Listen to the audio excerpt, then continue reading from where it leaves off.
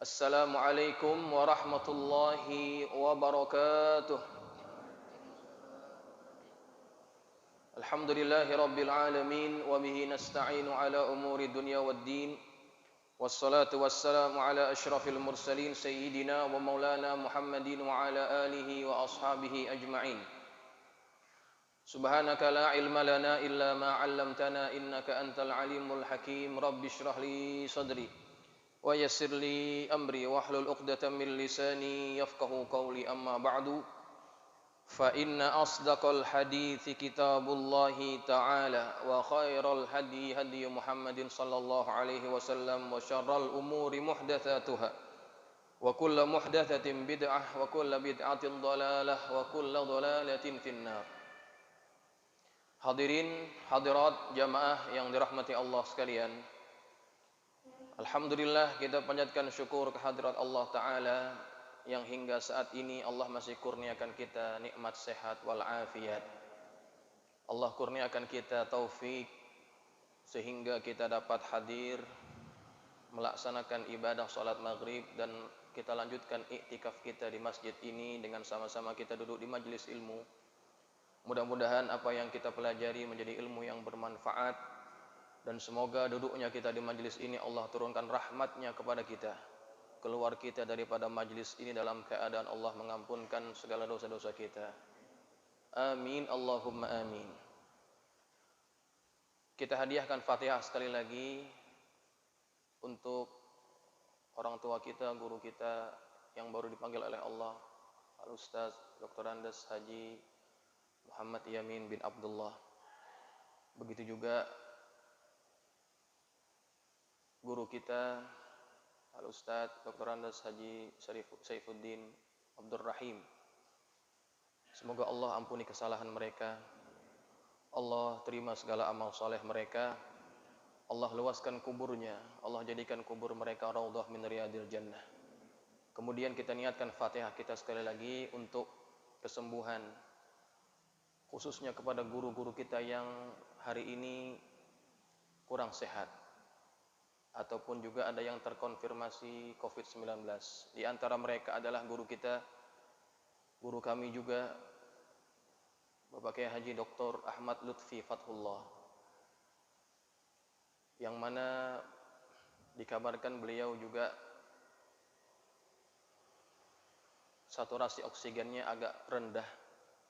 Jadi kita mohon kepada Allah dengan barakah Fatihah yang kita baca, Allah segera sembuhkan beliau, oleh Allah angkat penyakitnya, Allah sembuhkan lagi, dan Allah sehatkan kembali badannya. Ala hadhihi niyyah wa ila hadratin nabiyil mustafa Muhammadin sallallahu alaihi wasallam. Al-Fatihah. A'udzu billahi minasyaitonir rajim. Bismillahirrahmanirrahim. Alhamdulillahirabbil alamin. Arrahmanir rahim. Maliki yaumiddin. Iyyaka na'budu wa iyyaka nasta'in. Ihdinas siratal mustaqim. Siratal ladzina an'amta 'alaihim ghairil maghdubi 'alaihim waladdallin. Jamaah sekalian yang dirahmati Allah, kita akan meneruskan ta'lim kitab Tafsir Al-Munir. Malam ini kita akan masuk ayat yang ke-125. Sebelumnya kita akan sama-sama baca, mudah-mudahan menambah barakah dan rahmat yang turun ke majelis kita malam hari ini. Silakan Pak.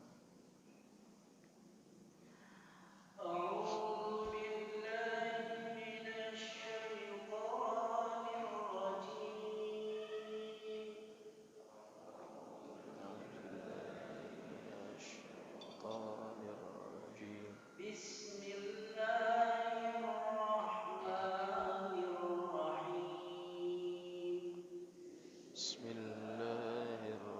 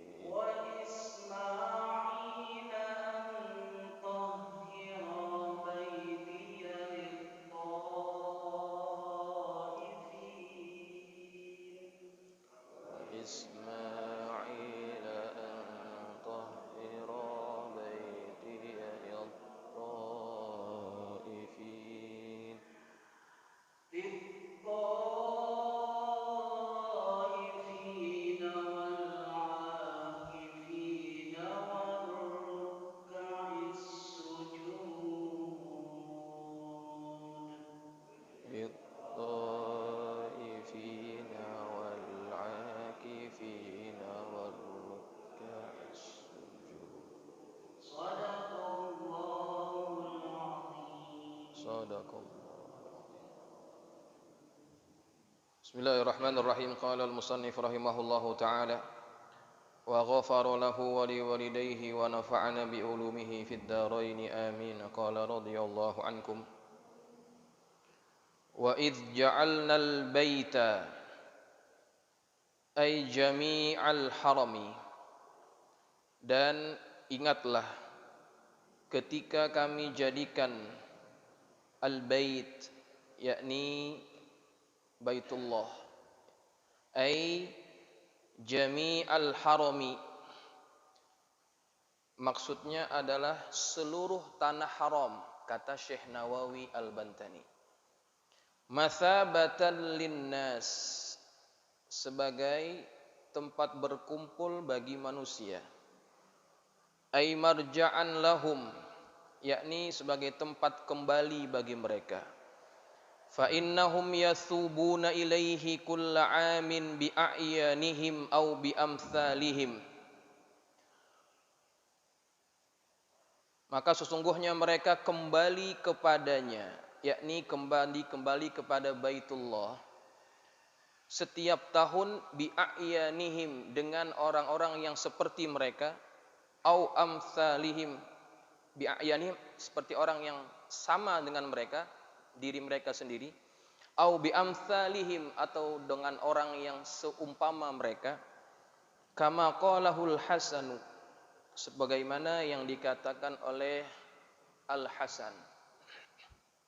Baik, jamaah sekalian, pada ayat yang ke-125 ini Allah Subhanahu wa taala mengingatkan kepada orang-orang yang dihadapi Nabi pada waktu itu, yakni golongan ahlul kitab dan juga orang-orang kafir, untuk kembali mengingat akan apa yang Allah telah jadikan kepada Baitullah, yang mana Allah Subhanahu wa taala telah menjadikan al-bait, Baitullah itu mathabatan linnas, yakni tempat kembali bagi manusia. Allah yang menjadikan hati manusia untuk cenderung datang kembali ke tempat itu. Jamaah sekalian, ada perkataan yang kita perlu jelaskan di sini. Allah menggunakan perkataan al-bait. Al-bait secara bahasa artinya rumah, ya. Kenapa Allah namakan Masjidil Haram itu sebagai bait? Karena yang namanya rumah, disitulah tempat kita melepaskan rasa penat. Orang kalau jauh-jauh pergi kemana-mana, yang dicari-cari apa?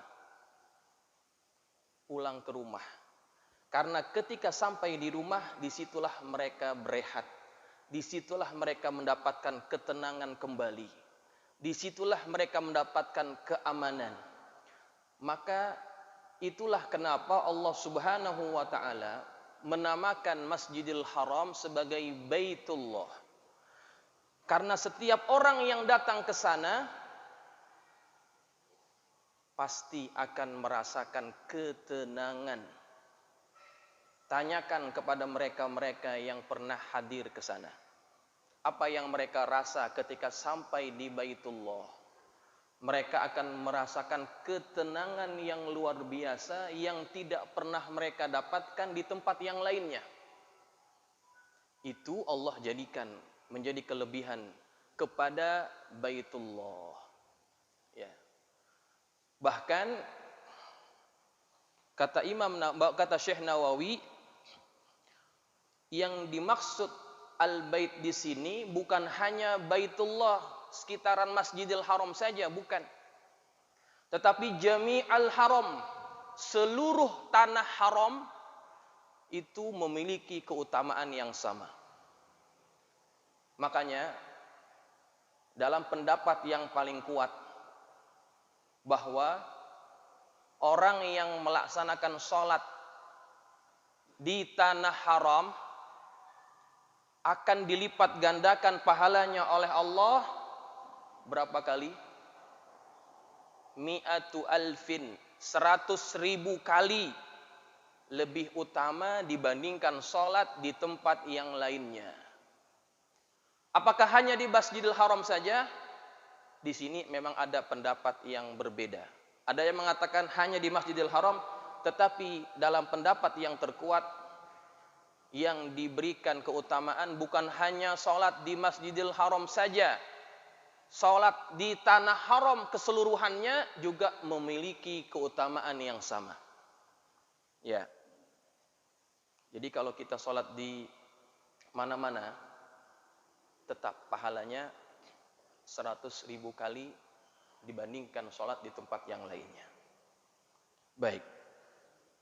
Jamaah sekalian yang dirahmati Allah, dalam ayat ini Allah Subhanahu wa taala berfirman, sesungguhnya dan ingatlah ketika kami jadikan al-bait mathabatan linnas, sebagai tempat kembali bagi manusia.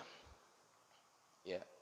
Setiap orang akan kembali lagi ke tempat itu. Walaupun sudah pergi, mereka akan ingin kembali lagi ke tempat itu. Ya. Mathabah artinya tempat berkumpul. Kemudian awil muradu, atau juga yang dimaksudkan mathabah di sini adalah la yansarifu anhu ahadun, tidaklah berpaling daripadanya seseorang. Maksudnya tidaklah orang itu pulang ke rumahnya daripada Baitullah illa wa huwa yatamannal auda ilaihi, melainkan dia akan menginginkan kembali datang ke sana. Tuh maksud mathabah di sini. Ada lagi pendapat, orang yang sudah pergi ke Baitullah, mereka akan ingin kembali datang lagi. Betul atau tidak? Siapa yang pernah pergi ke sana pasti akan merindukan datang lagi ke situ. Yang belum pernah memang tidak pernah merasakannya, tetapi yang pernah pergi akan merasakan itu. Ya, walaupun sudah sering, tetapi tetap akan rindu. Karena Allah yang jadikan al-bait itu mathabah, tempat yang diinginkan oleh orang untuk selalu datang lagi.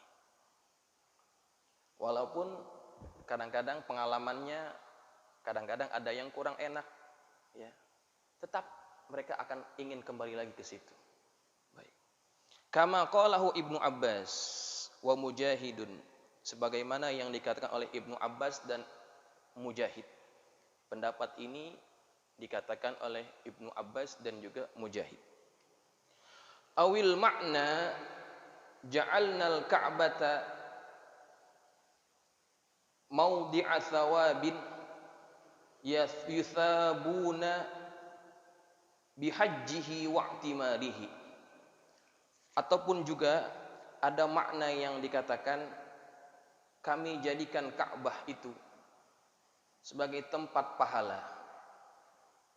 Mereka akan diberikan pahala dengan sebab haji yang mereka lakukan dan umrah yang mereka laksanakan. Nah, kemudian selain Allah jadikan al-bait itu sebagai mathabah, Allah juga jadikan al-bait sebagai wa amna, tempat yang aman, ai maudhi'a amnin, yakni tempat keamanan, liman yaskunuhu, bagi orang-orang yang tinggal di dalamnya, wa yalja'u ilaihi minal a'da'i, dan mereka berlindung kepadanya, orang-orang berlindung kepadanya, yakni ke Baitullah, minal a'da, dari segala musuh. Wal khasaf ini artinya adalah bencana. Wal maskhi, dan juga kutukan. Au aminan, dan ataupun Baitullah itu adalah tempat yang aman.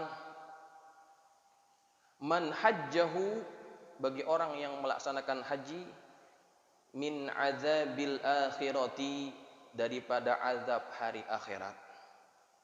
min haitsu innal hajja yajibu ma qablahu, karena haji itu mewajibkan bahwa Allah menghapuskan dosa-dosa yang telah lalu.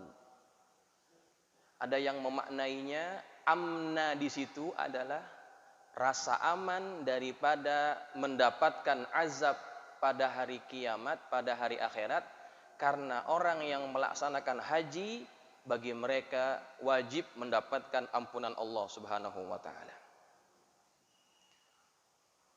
Wa hamala ba'duhum hadhil kalimah. Sebagian ulama mentakwilkan, mengartikan kalimat ini alal amri, atas bentuk perintah, ala sabilit ta'wil, atas jalan ta'wil.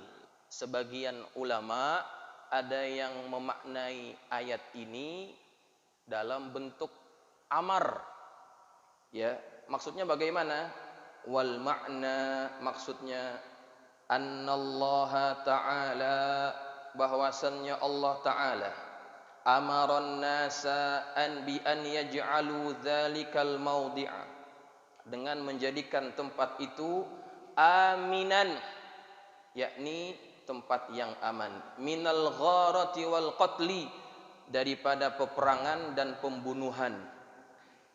Fakanal baitu muhtaraman bihukmillahi ta'ala, maka adalah Baitullah itu dihormati dengan sebab ketentuan, keputusan daripada Allah Subhanahu wa taala. Nah, jamaah sekalian, selain Baitullah itu Allah jadikan mathabah, Allah juga jadikan tempat itu sebagai tempat yang aman. Di akhir zaman nanti ada makhluk yang Allah akan utus ke muka bumi ini untuk menjadi ujian bagi umat manusia. Makhluk itu bernama Al-Masih Ad-Dajjal. Makhluk itu menurut hadis Tamim Ad-Dari sudah ada sejak zaman Nabi. Dan Allah akan izinkan dia untuk keluar di akhir-akhir zaman. Kapan waktunya? Wallahu a'lam. Ketika makhluk ini keluar, dia akan tinggal di muka bumi hanya selama 40 hari. Akan tetapi hari yang pertama manusia akan merasakan seolah-olah selama setahun. Hari yang kedua manusia akan merasakan lamanya seolah-olah selama sebulan. Begitu seterusnya.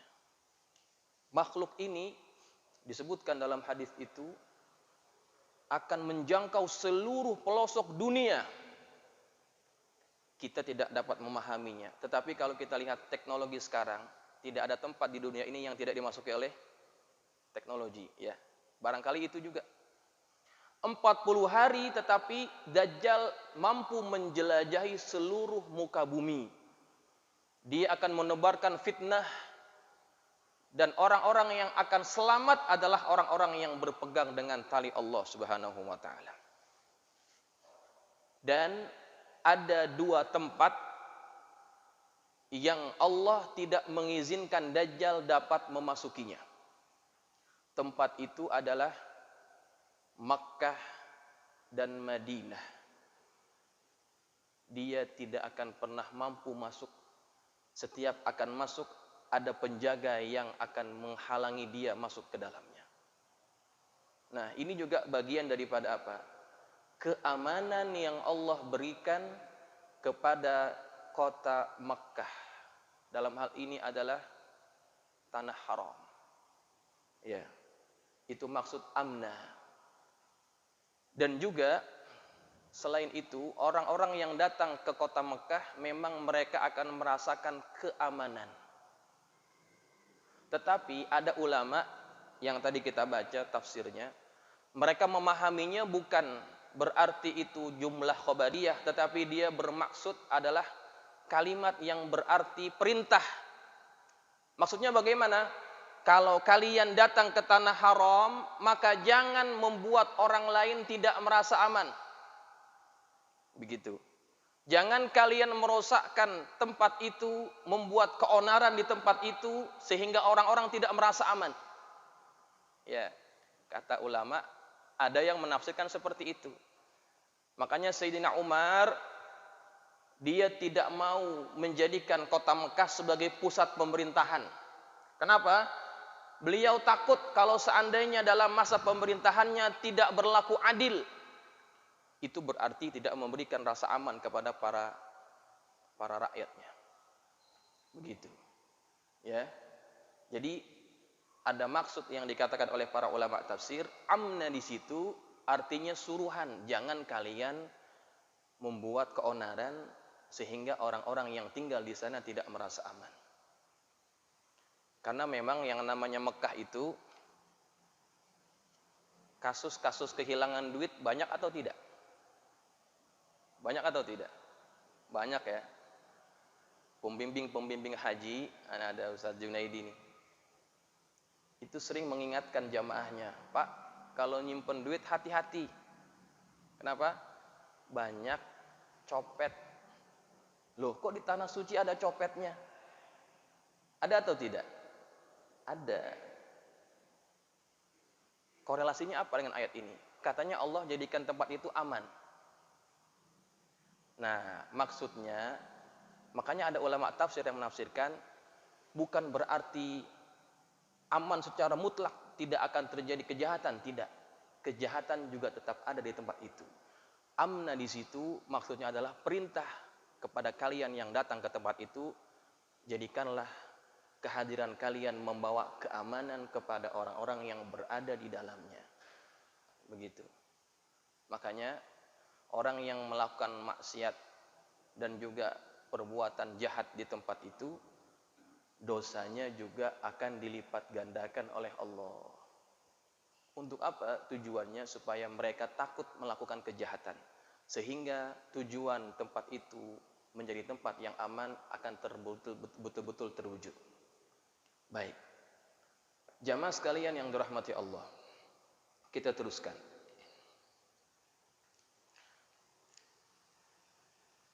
Wattakhidhu mim maqami Ibrahim musalla. Dan jadikanlah maqam Ibrahim itu menjadi tempat salat.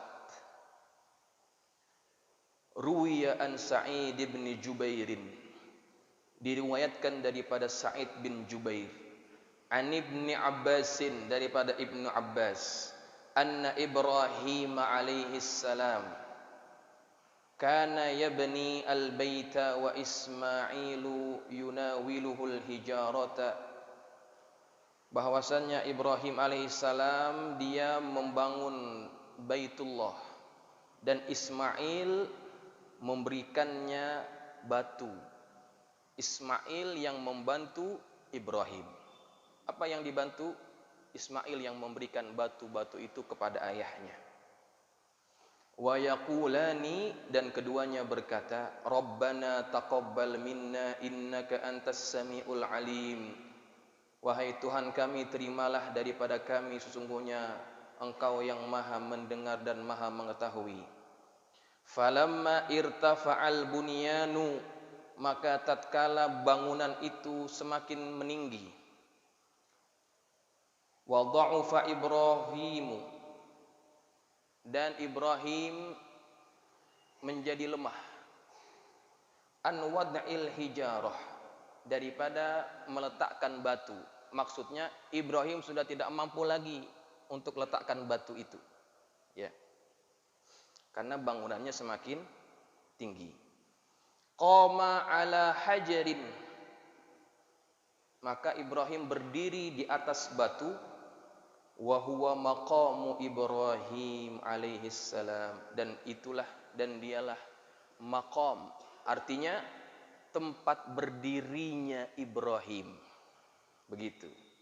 Jadi maqam di sini bukan tempat dikuburkannya Ibrahim, tetapi tempat berdirinya Ibrahim ketika dia merasa tidak mampu lagi meletakkan susunan-susunan batu untuk membangun Baitullah.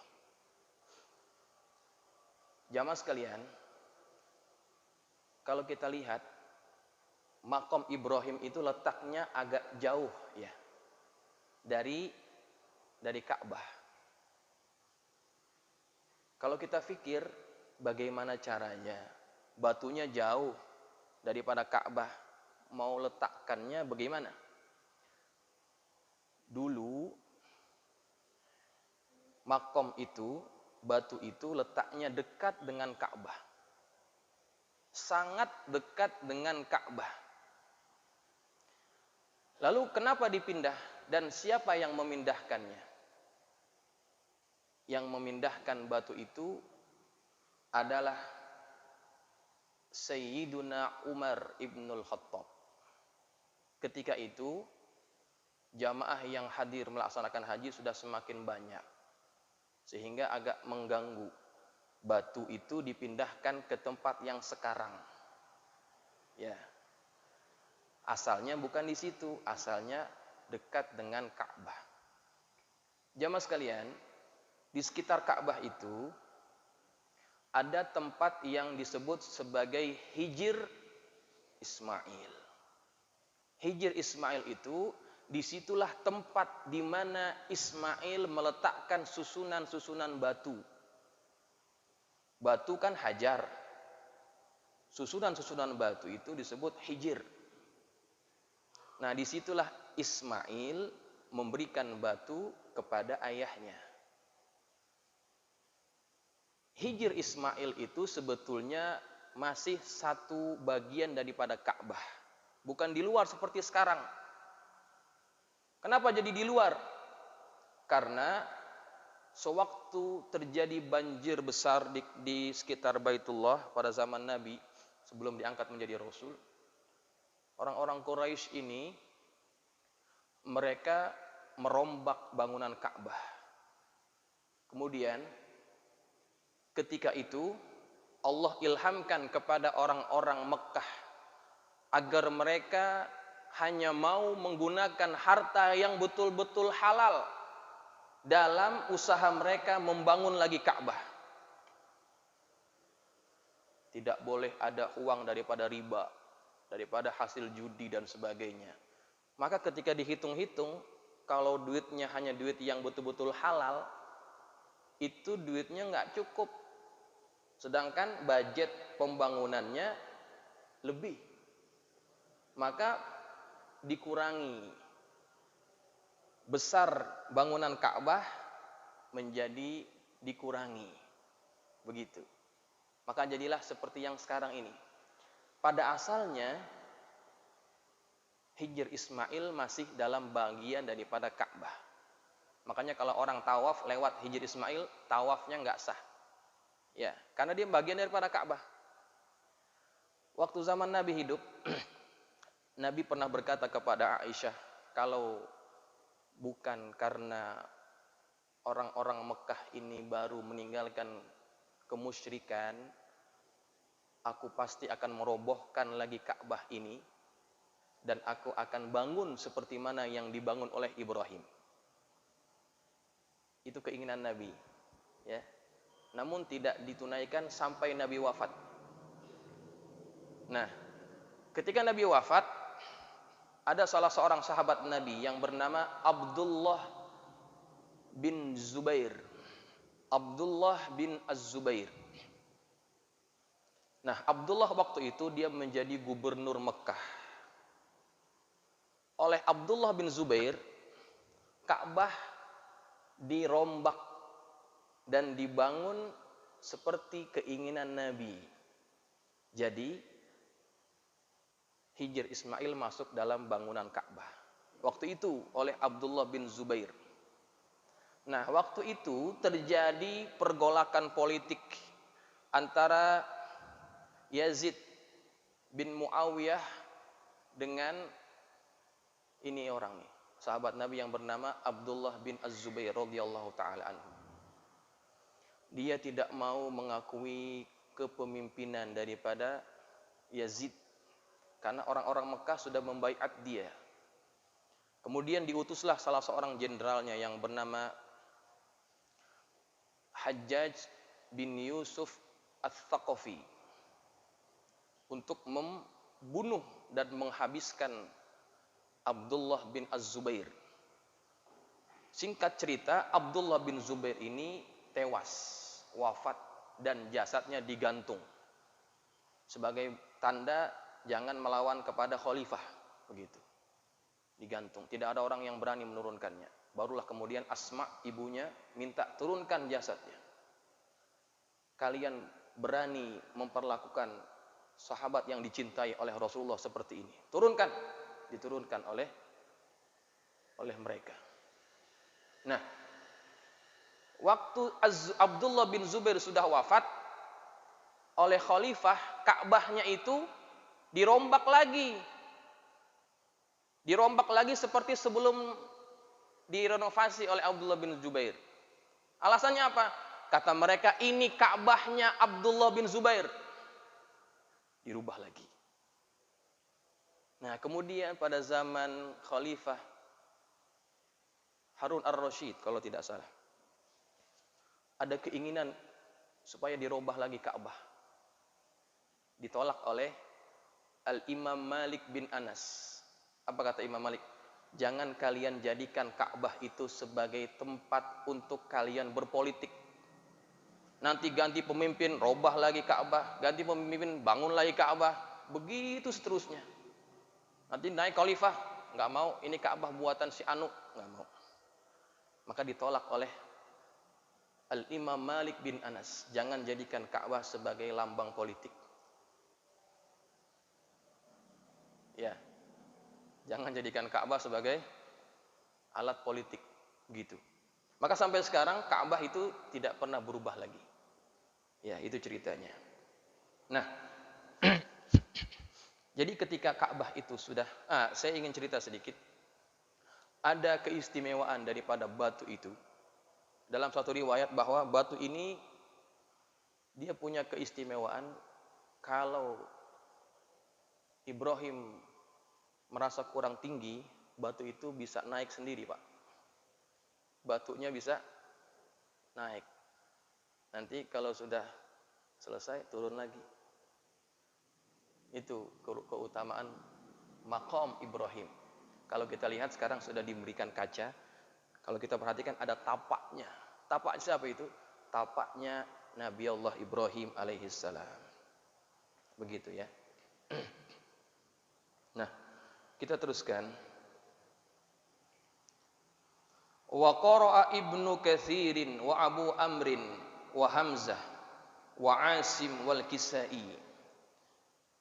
Imam Ibnu Katsir, Abu Amr, Hamzah, Asim dan Kisai membaca ayat itu, wattakhidhu bikasril kha'i ala sighatil amri, dibacanya dengan mengkasrahkan kha berdasarkan bentuk perintah, ya, seperti yang ada dalam Quran kita.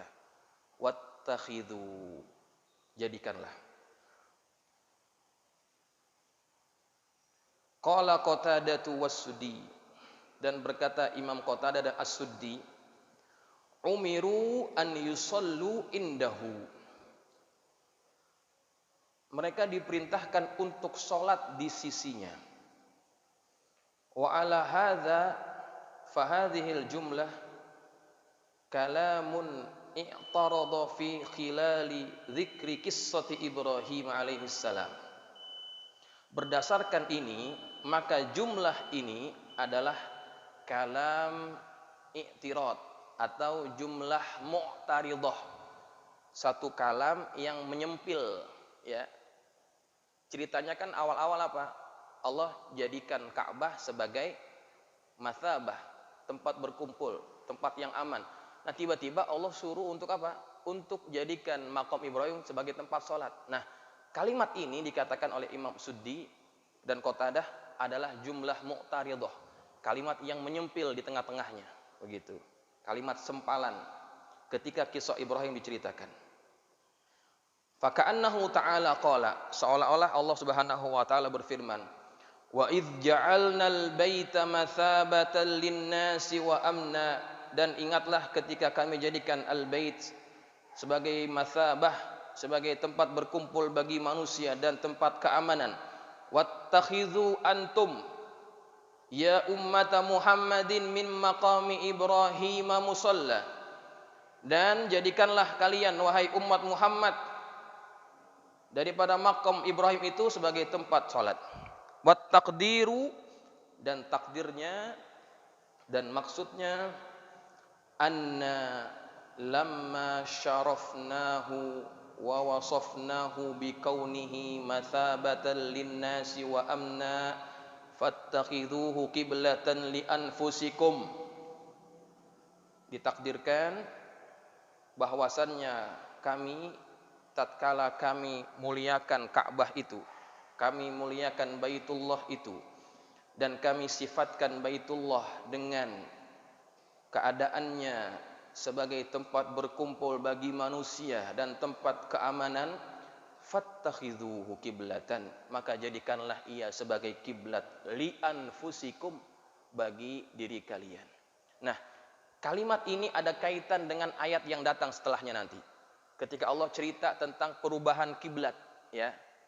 Kan orang-orang Yahudi Nasrani mereka mengejek Nabi, seolah Nabi tidak konsisten. Nah, adanya ayat ini sebagai penguat bahwa kiblat yang pertama dibangun oleh Nabi yang kalian juga hormati itu adalah Baitullah. Fattakhidhuhu qiblatan, maka jadikan tempat itu sebagai kiblat kalian juga. Begitu. Ya. Nah, itu ceritanya. Masih enak habis waktunya di Bang. Ya, jadi begitu. Nah, ada pengajaran penting daripada ayat ini. Kenapa Allah jadikan Baitullah tempat yang mulia, tempat yang aman? Allah Subhanahu wa taala memberikan karunia itu kepada tanah haram atau Baitullah. Itu juga berdasarkan doa daripada Nabi Ibrahim alaihissalam. Nabi Ibrahim kan pernah berdoa itu kan. Rabbana inni askantu min zurriyyati biwadin ghairi dhi dzar'in inda baitikal muharram. Rabbana liyuqimus shalah waj'al af'idatan minan nasi tahwi ilaihi. Lupa saya ayatnya. Apa? Warzuqhum minas tsamarat, ya. Nabi Ibrahim berdoa kepada Allah ketika Nabi Ibrahim tinggalkan Hajar dan Ismail di tempat itu. Wahai Tuhan kami, sesungguhnya kami tinggalkan keturunan kami di tempat ini, di tempat yang tidak ada tumbuhan yang tumbuh, agar mereka menjadi orang-orang yang mendirikan sholat. Dan jadikanlah hati manusia cenderung untuk datang kepadanya, dan kurniakanlah kepada mereka daripada buah-buahan. Coba, Nabi Ibrahim doa seperti itu. Tetapi doanya dipanjatkan setelah dia melaksanakan perintah Allah yang berat. Allah kabulkan itu. Allah jadikan tempat di mana tidak ada orang pada asalnya menjadi tempat yang didatangi oleh orang dari zaman ke zaman. Kalau seandainya tidak diberikan kuota oleh pemerintah Saudi, tentu jumlahnya akan jauh lebih banyak lagi. Kenapa? Allah yang letakkan cinta kepada hati manusia untuk datang ke tempat itu. Buah dari apa? Buah daripada pengorbanan dan ketaatan Nabi Allah Ibrahim alaihissalam. Maka kalau kita ingin dicintai oleh Allah, ingin dicintai oleh makhluk Allah yang lainnya, maka jadilah hamba Allah yang taat. Ketika kita taat kepada Allah, Allah ridho, Allah akan jadikan hati manusia juga ridho kepada kita, cenderung kepada kita, cinta kepada kita. Makanya kalau kita lihat para ulama yang soleh-soleh, para wali min auliyaillah, kenapa mereka begitu dicintai? Karena mereka menjaga ketaatannya kepada Allah. Ketika mereka betul-betul patuh dan taat kepada Allah, Allah kabulkan segala keinginan mereka, dan Allah jadikan hati manusia menjadi mencintai mereka, para ulama, para salihin, para aulia Allah. Maka begitu caranya kalau kita ingin menjadi hamba Allah yang dicintai. Taati Allah, patuhi Allah, walaupun dalam keadaan kita merasa berat untuk menjalankannya. Termasuk nanti perintah untuk kita melaksanakan ibadah kurban, itu kan ada kaitan dengan apa yang pernah dikorbankan oleh Ibrahim alaihissalam. Maka kita sebagai umat yang disuruh ikut kepada Ibrahim alaihissalam, kalau kita ingin dapat cinta Allah, keluarkan harta kita yang tidak banyak, mungkin hanya 3 juta, 3,5 juta. Yang kalau kita keluarkan itu, kita tidak akan jadi miskin. Namun kalau kita berani keluarkan itu, ada bukti taat kita kepada Allah, ada bukti kepatuhan kita kepada Allah. Sebagaimana Ibrahim berani mengorbankan anak yang dicintainya demi mencari ridha Allah Subhanahu wa taala. Maka jamaah sekalian, selagi Allah masih berikan kita umur panjang, harta, kesempatan, gunakan kesempatan itu sebaik-baiknya. Kalau besok kita mati, tidak ada keinginan untuk korban contohnya, duit itu tidak akan jadi manfaat buat kita setelah kita mati. Ya. Maka korbankan apa yang kita punya sedikit saja demi mencari ridha Allah Subhanahu wa taala. Demikian kita akhiri ta'lim kita pada malam hari ini. Insyaallah kita akan sambung pada minggu yang akan datang. Semoga Allah berikan kita sehat wal afiat, kesempatan untuk hadir lagi pada minggu akan datang. Kita akan habiskan ayat yang seterusnya.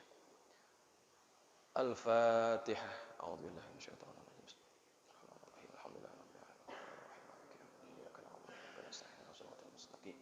Shiratal ladzina an'amta 'alaihim ghairil maghdubi 'alaihim waladdallin. Bismillahirrahmanirrahim. Alhamdulillahirabbil alamin wassalatu wassalamu ala asyrafil mursalin sayyidina maulana Muhammadin wa ala alihi wa ashabihi ajma'in. Allahumma anfa'na bima 'allamtana wa 'allimna ma yanfa'una. Allahumma zidna wa la tanqusna wa akrimna wa la tuhinna wa'tina wa la tahrimna wa athirna wa la tu'thir 'alaina wa ardina warḍ 'anna. Allahumma inna nas'aluka bihaqqi Fatimata wa abiha wa ba'liha wa baniha iftah 'alaina wa 'ala auladina wa talamidina futuhal 'arifin faqihna wa iyyakum fid din warzuqna kamalal ikhlas wal yaqin. Allahumma arzuqna fahman nabiyyin wa hifzal mursalin wa ilhamal malaikatil muqarrabin bi rahmatika ya arhamar rahimin. Allahumma ij'alna minal ladzina yastami'una al-qawla fayattabi'una ahsanah. Sallallahu ala sayyidina Muhammadin wa ala alihi wa sahbihi wa sallam. Alhamdulillahirabbil alamin. Subhanakallahumma wa bihamdika asyhadu an la ilaha illa anta astaghfiruka wa atubu ilaik. Assalamualaikum warahmatullahi wabarakatuh.